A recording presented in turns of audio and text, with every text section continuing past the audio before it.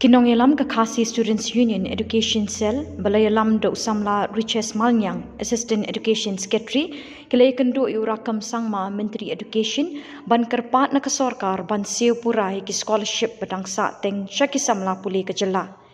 Usamla Riches Malnyang ulay tu badang bon ki Samla Puli, ki bampat yo ik scholarship haduk mentah. Ulo ang kajing penslam bansi wiki scholarship kalakta ya kapelapisa jong ki kemi ki kapa namar ki scholarship ki tenrong lem ya ki jinglot jingsep jong ki babun ki samla puli ha kejela.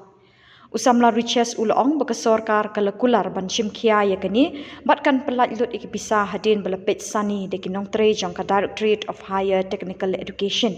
Lada don kinu ki jing labatha bekini kendo ikinong tre jong ka DHTE. Madu mentah na kalian jong minister laong ba hari jekan ba phone badu director jong PhD laong ba na kalian jong sarkar kila apply lo bisa but ni scam ba ni sini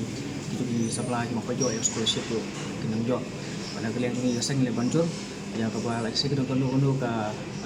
chin thot na be de ka hukum sam dan disbursement ni ki scholarship do kan dia ka department concern tempat employ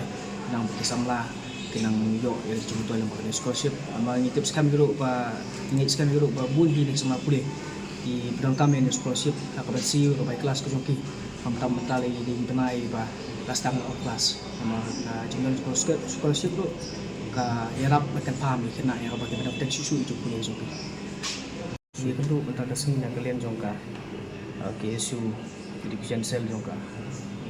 seni berapa way angkat lang bat ka KSU Bangladesh ni keren lagi semua kita kimat ya kaba ni kalian jongka sel ni sim ya isu mabede ka isu scholarship kaba budi na kiba apply ni scholarship mabede ka National Merit Combined Scholarship bat ka pre matric scholarship kiba anda kalian jongka department concern kamala ban poi ini ban ai ka scholarship ka beri hok joki ade banglekan beru education minister ya beri beri kementar pada kalian ka joki kular yang ba musim khai ni kam bat lese itu ki samla ki ba pala penyo ini pamla penyo ini scholarship yang don kam ya ka ba kin kalian department ki ben ini juga ngaparo